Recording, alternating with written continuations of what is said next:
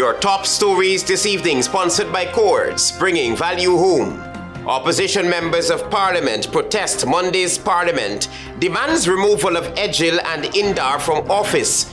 Calls grow for IMO to be called in to investigate the MV BARIMA disaster. Darkness, currents, and unstable wreck hamper search for missing passengers from the MV BARIMA wreckage. And Indigenous leaders prioritize roads, water, and better essential services at TOSHAO'S conference. HGP Nightly News begins now.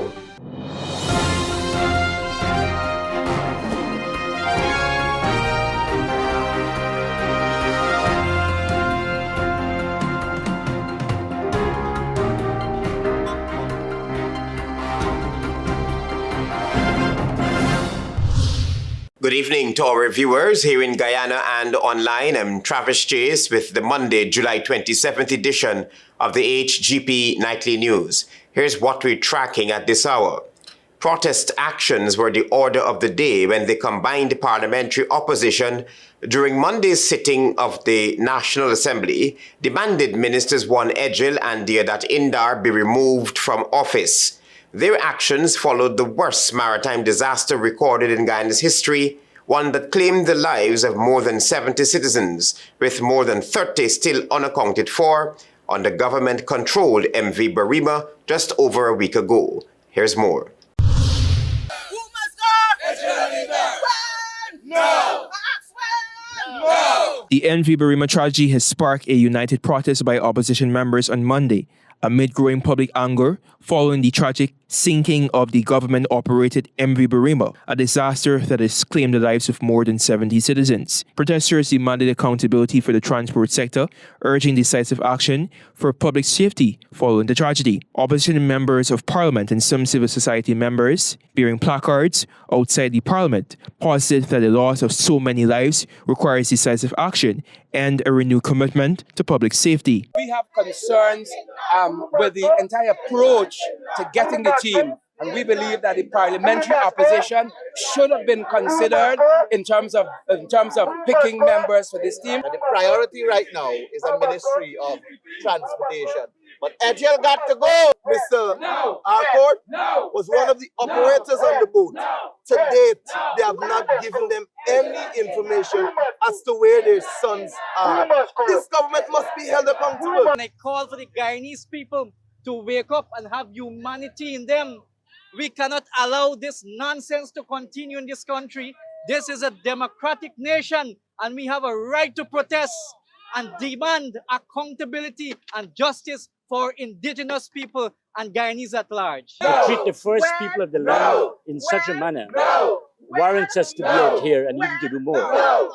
Secondly, I think the country has been plunged into a state of disrepair at this point in time. And if you look what I'm saying here, the PPP destroyed this country. I'm calling on the resignation of none other than Minister 1, EDGHILL, and INDAR. He knew all the problems that this vessel had, and he still allowed this vessel to be in the seas, carrying persons from one region to the other. And we are out here this afternoon calling for his resignation. You don't just get up overnight and change the structure of a vessel. So those are the lies. Those are the misleading factors why we cannot have a minister that sits there that wants to direct, because the outline is clear. He does not want his ministry, not just him, INDAR. You can't forget INDAR. They don't want that ministry to be blamed. The government got to look at the different agencies and see how best they have to improve in whether in human capacity or resources otherwise. So when you have incidences like this, you get first responders and persons would be able to be rescued. You heard nothing at all from MARA, nothing from EDGHILL, nothing from INDAR. What is happening to that? And these are some of the things we have to investigate. As Parliament met inside the Arthur Chung Conference Centre, opposition MPs maintained their call for immediate action, underscoring the heightened political tensions surrounding one of Guyana's deadliest maritime disasters. Although Speaker of the National Assembly, Mansour Nadir, cautioned the MPs to desist from the picketing exercise, they persisted.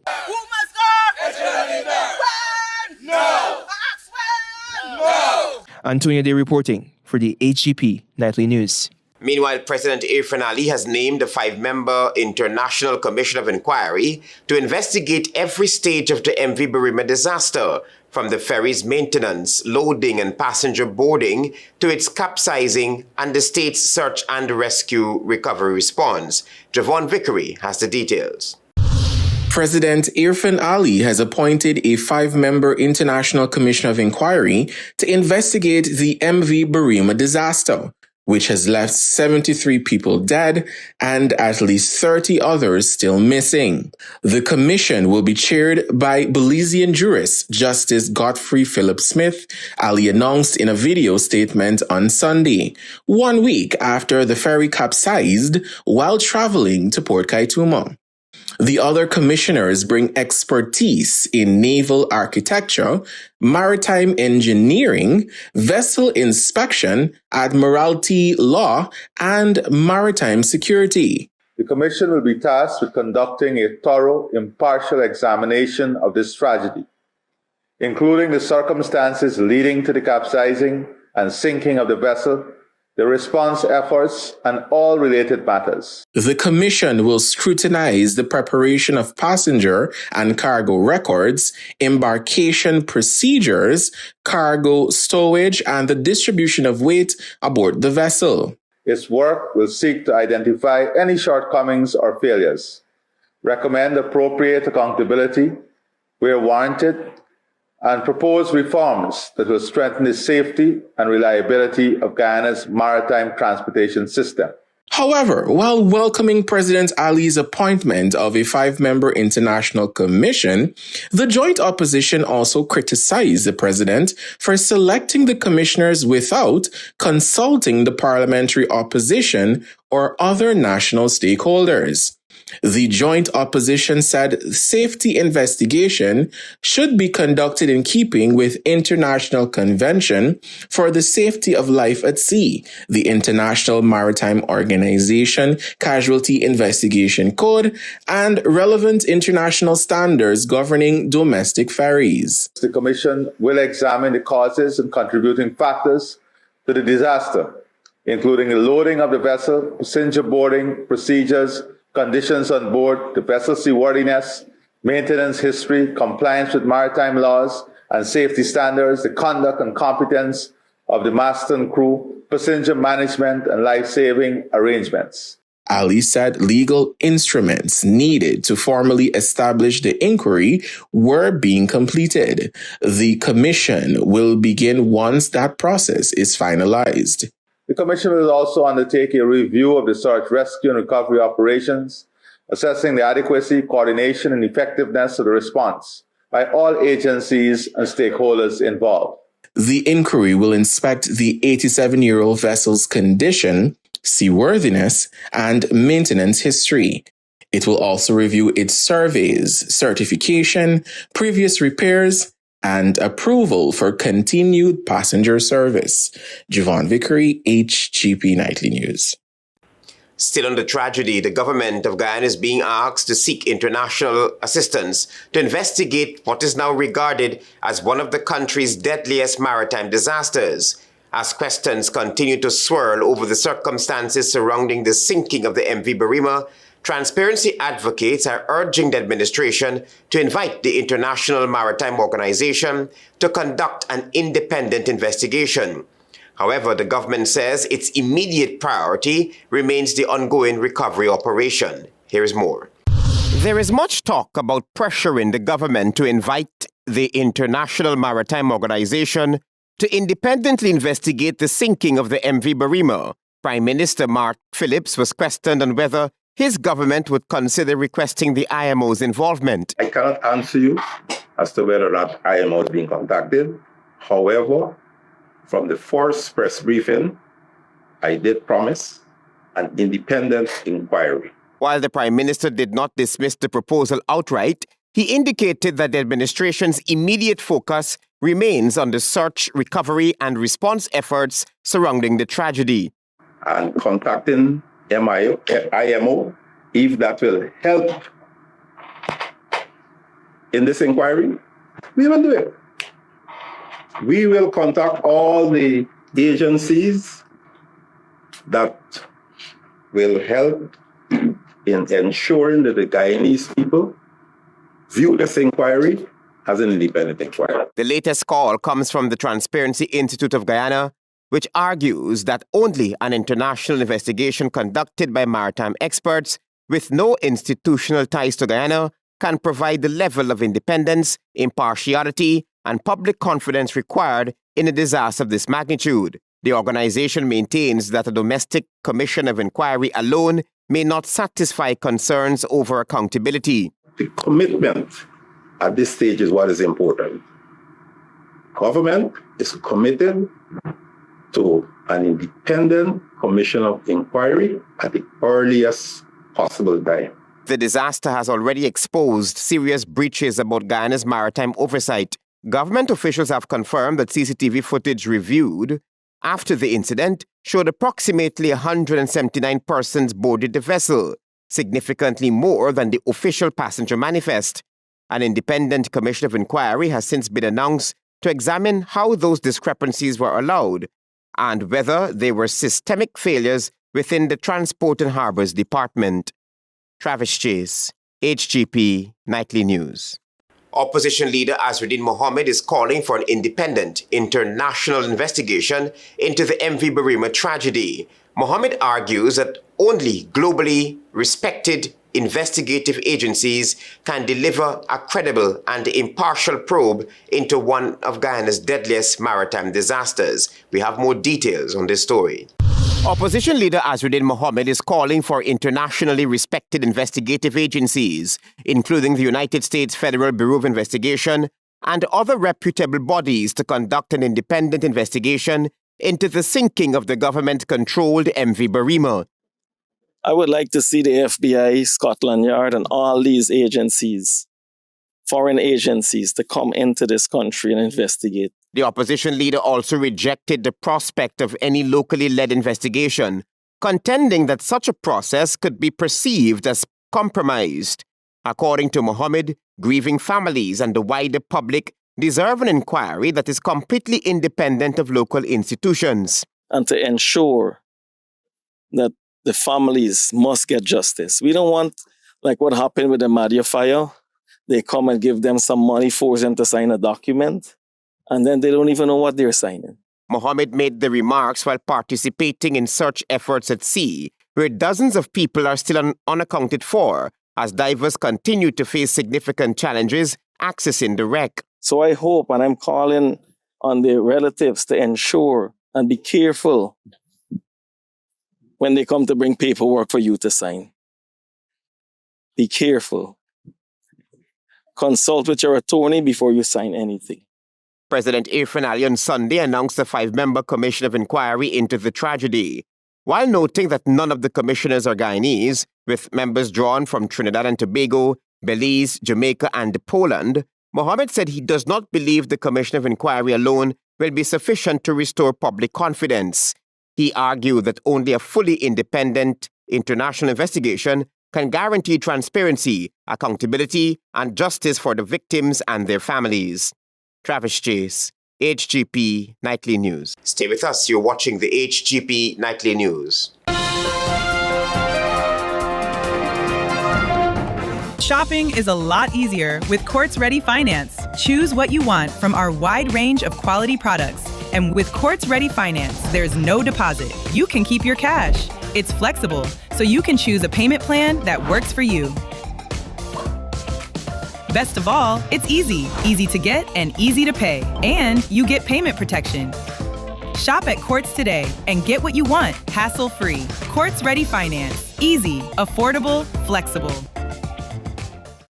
Welcome to SNL Electrical Inc., where lighting and electrical needs are met with expertise and style. From the latest in electrical lamps to durable cables, circuit breakers, panels, we have it all. Illuminate your space with our elegant chandeliers, stunning crystal lights, and versatile pole lights. Looking to upgrade your comfort? Explore top-of-the-line AC units and our diverse selections of stylish styles. Visit us at 170-180 Thomas Street, Kitty, Georgetown. Discover a solution that not only lights up your world but transforms it. Call us on telephone number 226-3018 or 223-1634. SNL Electrical Inc. Powering your life with elegance, quality, and care. Krishna Rolf establishment are too large. Honestly, when I first started, I didn't really think of myself as a leader. But then I joined ExxonMobil Guyana, and little by little, year by year, I grew into that role. Watching the next generation learn, then seeing them build their careers in the oil and gas industry and at ExxonMobil Guyana has been incredibly rewarding. Seeing so many young women who remind me of myself when I first started and knowing that I played a small part in their journey is what Build Her really means to me. Build Her, building the future of energy in Guyana.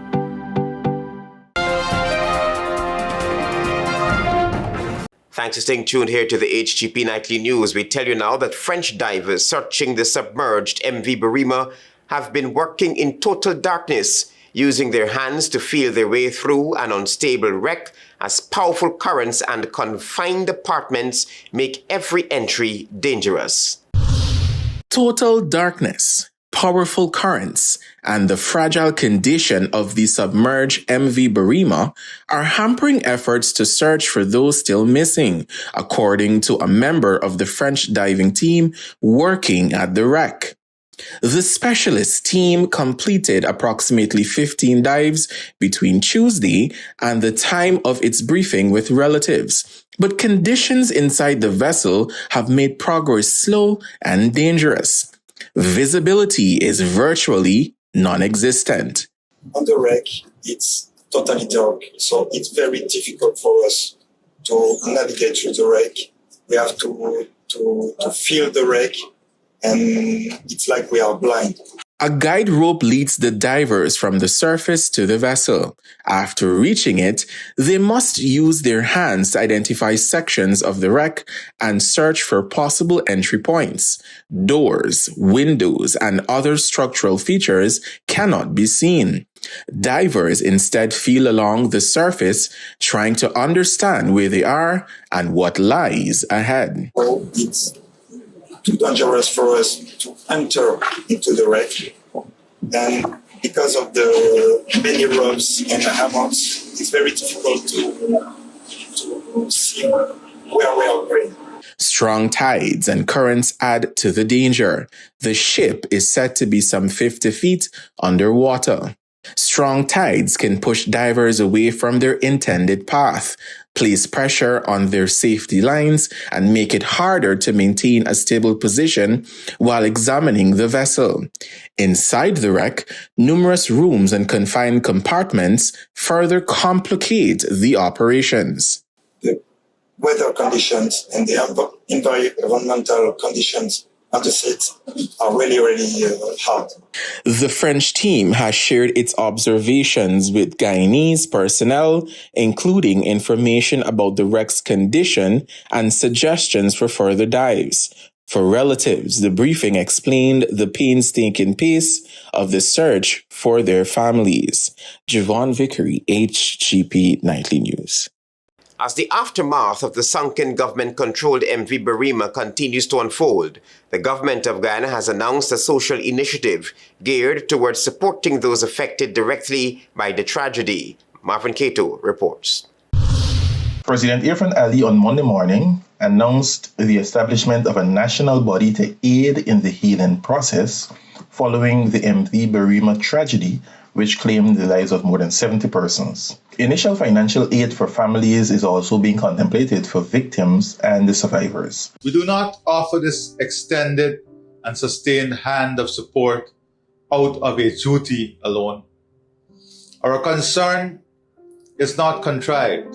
It is part of who and what we are as a nation. The initiative is dubbed HEART It represents hope, empathy, aid, resilience, and trust. And the president said it will provide a safety net for families affected by the tragedy. This initiative will be overseen by trusted and respected religious and civil society persons drawn from across Guyana.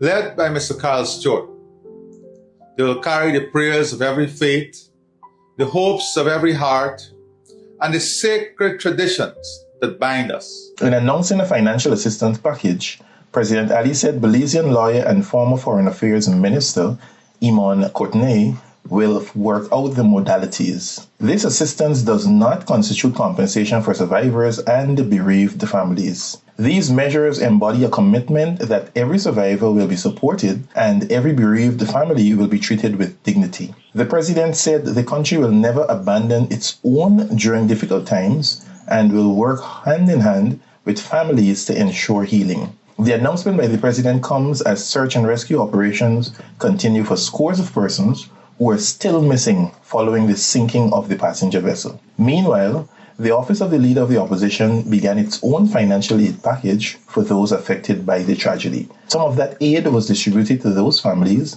when the opposition leader journeyed to the affected communities at the weekend. Marvin Cato reporting for HGP Nightly News. You will hear now that opposition leader Azruddin Mohammed has provided financial assistance to 19 MV BARIMA survivors and 29 bereaved families during visits to Port Kaituma and Mabaruma, as he called for mental health professionals to be deployed urgently to affected communities. Here's more.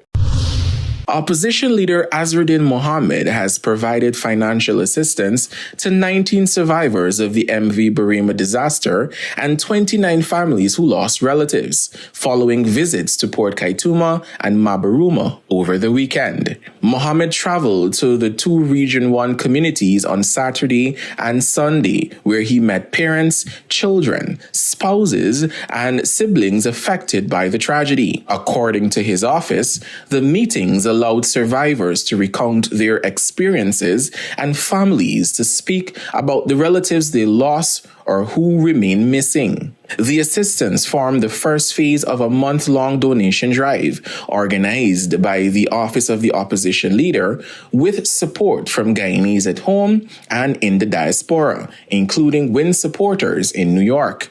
More than 10 million Ghana dollars was contributed during the first 24 hours of the drive, Mohammed's office said. The amount given to each participant was not disclosed. The funds are intended to provide immediate relief to families and survivors, many of whom reportedly lost clothing, telephones, goods, and other belongings when the ferry capsized. Mohammed's office said every survivor and bereaved relative he met received assistance. The opposition leader also called for an urgent expansion of psychological support in the affected communities. His office said the meetings revealed the depth of trauma among survivors and relatives, some of whom remain caught between grief and uncertainty. Mohammed called on Human Services and Social Security Minister Dr. Vindhya Prasad to deploy trained psychosocial teams, grief counselors, psychologists, and other mental health professionals to Port Kaituma,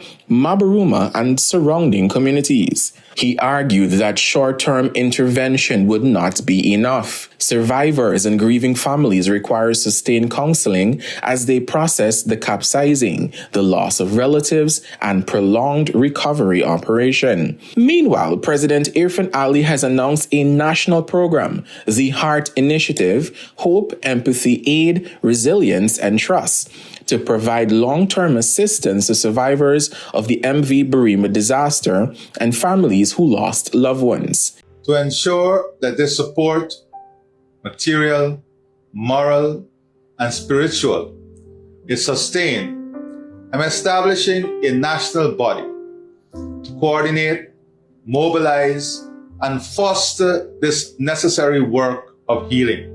Ali stressed that any money provided should not be interpreted as compensation or a settlement of possible legal claims. Instead, he described it as an expression of national solidarity with those affected. The government has not yet disclosed how much money will be available, or who will qualify, how much payments will be calculated, or when distribution will begin. It has also not been explained whether the support will take the form of one-time payments or continuance assistance based on each family's circumstances. Javon Vickery, HGP Nightly News. You're watching the HGP Nightly News. Stay with us. There is more news ahead. Planning a cleanup? We can help. CVon's Waste Management skip bins can be provided for home renovation projects, yard cleanup, or construction project. It's simple. Step 1, give us a call. Step 2, we put down the bin. Step 3, load it up with all of your junk. Step 4, we take it away. That's simple. Bins are also available in various sizes, so there is no job that is too big or too small. Call CVon's Waste Management today at 218-1455. Since 2020, nearly $10 billion has been deposited into Guyana's Natural Resource Fund. These revenues are helping to finance upgraded hospitals, new schools, critical infrastructure, and landmark projects such as the Barrett-Jagdeo-Demerara River Bridge. Together, they are supporting Guyana's continued development. The goal is simple: to ensure our resources create benefits that can be felt today and for generations to come. Since oil production started offshore, oil and gas companies have been investing in the long-term development of Guyana. Stay informed. Visit www.oilnow.gy for the latest updates. Because the more you know, the better prepared you are for what is ahead. Honestly, when I first started, I didn't really think of myself as a leader. But then I joined ExxonMobil Guyana, and little by little, year by year, I grew into that role. Watching the next generation learn, then seeing them build their careers in the oil and gas industry and at ExxonMobil Guyana has been incredibly rewarding. Seeing so many young women who remind me of myself when I first started and knowing that I played a small part in their journey is what Build Her really means to me. Build Her, building the future of energy in Guyana. Shopping is a lot easier with Quartz Ready Finance. Choose what you want from our wide range of quality products. And with Quartz Ready Finance, there's no deposit. You can keep your cash. It's flexible, so you can choose a payment plan that works for you. Best of all, it's easy. Easy to get and easy to pay. And you get payment protection. Shop at Quartz today and get what you want, hassle-free. Quartz Ready Finance. Easy, affordable, flexible.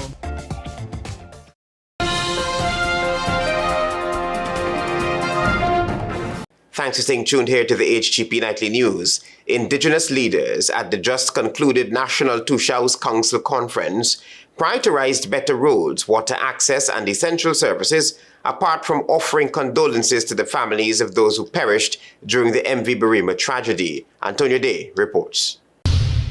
At the recent concluded National TOSHAO'S Council Conference 2026, the tragic MV BARIMA incident was among the topics discussed. However, feedback garnered by Nightly News from several Indigenous leaders highlighted a different set of pressing concerns that dominate the community's daily routines and realities. Indigenous leaders such as TOSHAO Julie Johnson Singh of Maiko Beach and Chairman Jeanette Singh of El Paso Region 8 emphasized that the Village and Community Development Council face ongoing challenges that require urgent attention, such as better roads and other essential services. The road is very bad, hills, and and the only vehicle that can traverse there is a 4x4 pickup.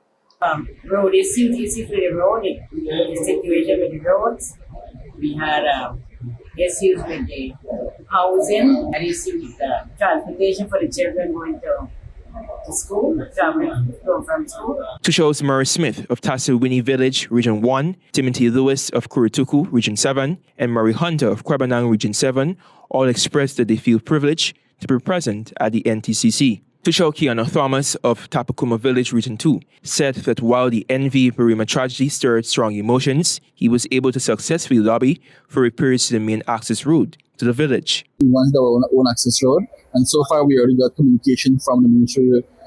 I think it's haven't been sure, but yeah, we got a good feedback about it. Shivani Solomon of Unity Square, Mabaruma Subdistrict, told Nightly News that the village's school is currently experiencing staff shortages, particularly in teaching. Alonzo Cornelius, CDC chairman of a venture village along the Suicide-Linden Highway, said the community faces challenges with the regularization of many house lots and excessive flooding. Whenever the rain fall heavy from the highway, from both the top and the bottom, the water would come down and flood that place. And some houses were flood, walls were breaking, posts were shifting, and so forth. Nicholas Fredericks, former TOSHAO'S Shunana Village Region 9, alluded to the NTC as productive despite the devastating tragedy, which evoked many emotions. We were able to prioritize agricultural projects for Region 9 because, Region 9 are very interested in agriculture. Romario Hastings, Tusha of Kako Village, Region 7, expressed that while he is glad to represent his village on key developmental issues, the NV Barima tragedy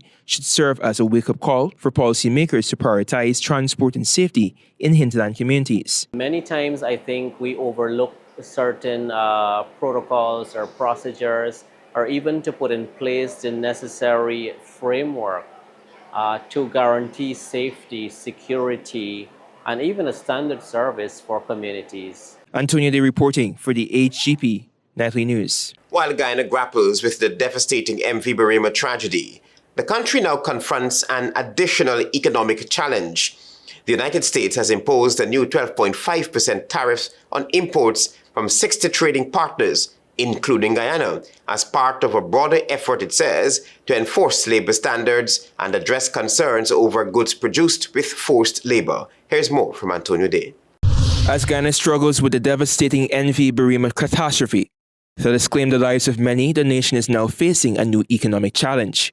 As part of a larger push to implement labor standards regarding items manufactured using forced labor, the United States has enacted a new 12.5% tariff on imports from 60 commercial partners, including Ghana. The 12.5% tariff follows the end of a 10% global tariff, targeting countries with poor enforcement against forced labor. It affects major economies like China and the European Union, reflecting the U.S. trade policy under Section 301. This change follows the Supreme Court's invalidation of a prior tariff program from Trump. Gerald Pereira, a political activist and commentator, emphasized during an interview with Nightly News that the U.S. government, which is expected to be an ally and provide support during a national tragedy, is imposing a new tariff on Guyana. This is the U.S. that we run around telling people, or the ambassador said, oh, we will protect you from Venezuela and we will protect you, really. The political activist highlighted the irony of this stance given the country is currently dealing with the devastating NV Barima tragedy, and the U.S. action seemed contradictory to the support Ghana needs in such a difficult time. The new tariff elevates the duty category on Guyanese exports to the United States, potentially impacting the country's trade balance and economic recovery efforts at a sensitive time. Politicians in this country don't know. Remember the words of Henry Kissinger, America has no permanent friends and no permanent enemies, only permanent interests. Pereira, in commentary on the NV Barima vessel tragedy, acknowledged President Irfan Ali's announcement of an independent inquiry into the incident, but noted unresolved issues. And this is about justice. This is about getting justice for the relatives of those who lost their life. And I am saying it here again. EDGHILL must go. Antonio Day reporting for the HGP Nightly News. Stay tuned for regional news.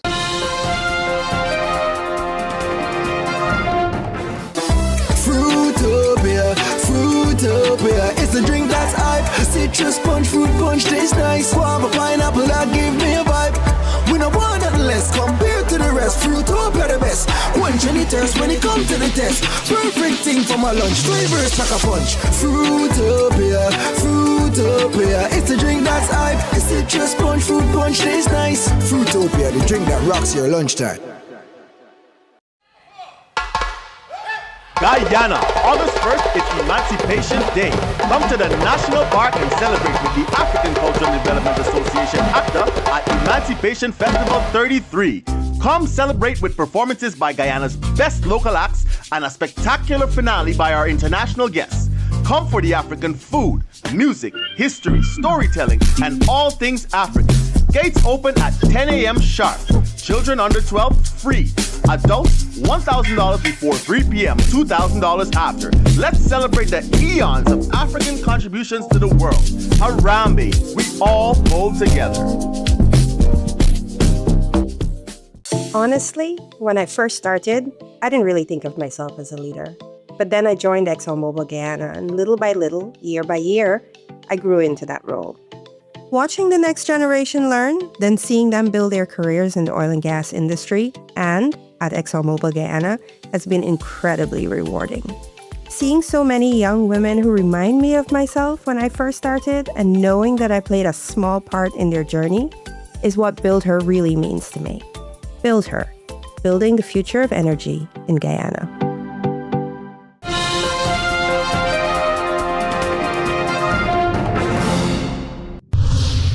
Good evening and welcome to Monday's edition of the Regional News. I'm Antonio Day. Here's what you need to know as we turn attention to news coming out of the region.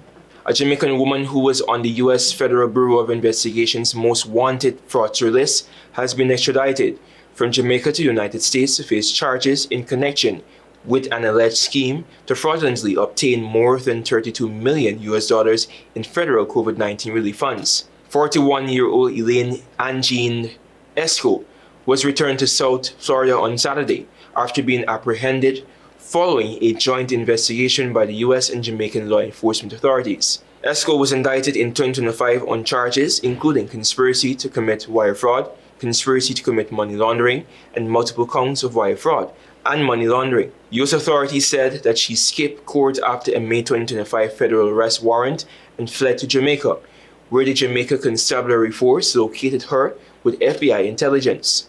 Accused of stealing COVID-19 relief funds, she is the fourth of the FBI's most wanted fraudster list, captured in 5 weeks and part of over 30 fugitives returned to U.S. since June, through coordination with multiple agencies.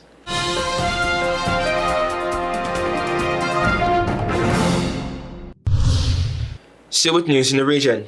In a historic and inspiring academic achievement, Faith Grant of St. Vincent and the Grenadines, a young student born without the gift of sight, has triumphed in the recent CPEA examinations. Faith, a student at the Fair Hall Government School, achieved an extraordinary milestone by placing 19th position among girls and 31st position overall in the examination. Additionally, she emerged as the highest ranking student from a primary school based on the CPEA results.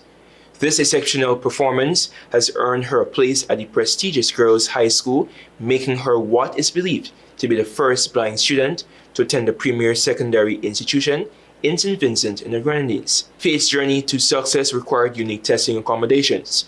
During the standard CPEA examination, she was assisted by someone who read the questions aloud to her. To navigate visual components such as geometric diagrams, her assistant creatively traced the shapes and angles onto Faith's hand or back, allowing her to conceptualize the mathematical problems.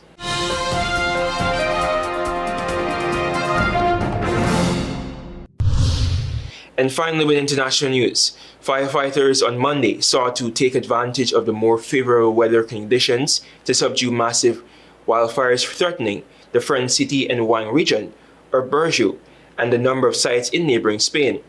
They were racing against the clock as another heat wave is expected to hit in both countries later this week, in what has been a blisteringly hot and dry summer across Western Europe.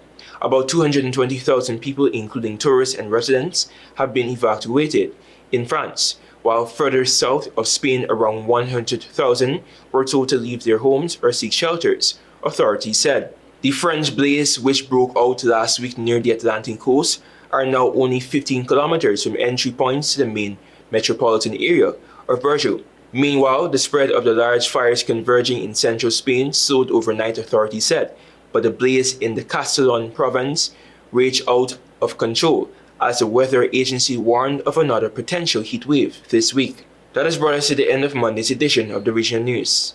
I'm Antonio Day, thanks for watching, and do take care.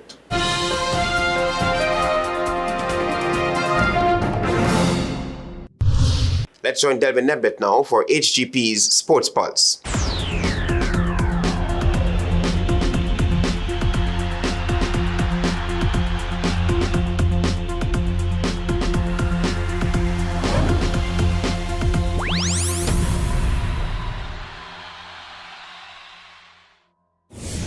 Good evening, Guyana. I'm Delwyn Neblett with your HGP TV Sports Pulse for today, July 27, 2026. We begin tonight with martial arts. Team Guyana has officially claimed their first medal at the 2026 CAC Games in Santo Domingo, Dominican Republic. Competing in the sport of Taekwondo, Cieli Peterson delivered an outstanding performance as she produced a dominant 2-0 victory over Venezuela's Yulini Pedraza to take the bronze medal in the women's under 49 kg category. Moving into swimming, action commenced in the swimming championships at the 2026 Commonwealth Games in Glasgow, Scotland over the weekend. Competing in heat number 2 of the men's 50 meters breaststroke on Sunday, Guyana's Chase Thompson finished in 4th place with a time of 32.78 seconds as Pakistan's Hamza Asif claimed victory in a scorching time of 29.63 seconds. Into basketball, Guyana senior men's basketball team continued their 2026 Commonwealth Games 3-on-3 campaign at the Scottish Events Centre in Glasgow over the weekend. After losing 21-14 against Scotland in their opening fixture, Team Guyana suffered a huge 21-3 defeat against New Zealand before securing their first ever Commonwealth Games victory with a well-earned 21-17 triumph over the Cayman Islands. Guyana then lost 21-11 against Australia before their final match was a keenly contested 21-19 loss against Nigeria, as Anish Ramlal put up 10 points in the tournament-ending defeat. Moving into football, action continued in the 2026 CFU Club Shield football tournament, with the Prison Service Football Club of Trinidad and Tobago taking on Guyana Slingers FC at the Hazley Crawford Stadium in Trinidad and Tobago on Saturday. After being down 1-2 at the half, Slingers FC produced a spectacular comeback victory as Kamar Beckford once again netted a brilliant double. Neron Barrow and Darrell Garcia each scored once in a winning effort as Slingers successfully advanced to the quarterfinals after a well-earned 4-3 triumph. Finally, in cricket, action continued in the 2026 ExxonMobil Guyana Global Super League at the National Stadium in Providence over the weekend. The Guyana Amazon Warriors successfully achieved back-to-back victories to claim the top spot on the points table and remain unbeaten. On Saturday, the Warriors secured a narrow 2-wicket victory over the Desert Vipers as player of the match Romario Shepherd's cracking 51 from 22 propelled the home side to their target of 206 for 8 in 19.3 overs. On Sunday, Ramanolo Gurbas scored a brilliant 65 as the Warriors reached 164 for 9 batting first against the Lohoka Landers. Player of the match Gudakish Moti was then destructive with the ball, taking 4 for 15 as the Amazon Warriors secured a dominant 53-run victory. The Guyana Amazon Warriors' next fixture in the 2026 ExxonMobil Guyana Global Super League will be against the Perth Scorchers 11 at the Guyana National Stadium in Providence from 19 hours on Wednesday. That's it for this edition of the HGP TV Sports Pulse. I am Delwyn Neblett reminding you to stay in the game.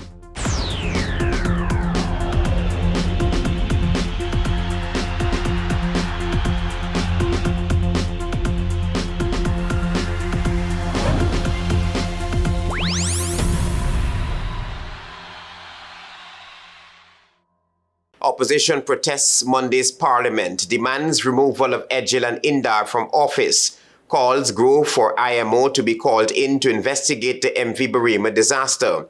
Darkness, currents, and unstable wreck hamper search for missing passengers from the MV BARIMA wreckage. And Indigenous leaders prioritize roads, water, and better essential services at TOSHAO'S conference. Those are our major headlines. For these stories and more, please go to our website.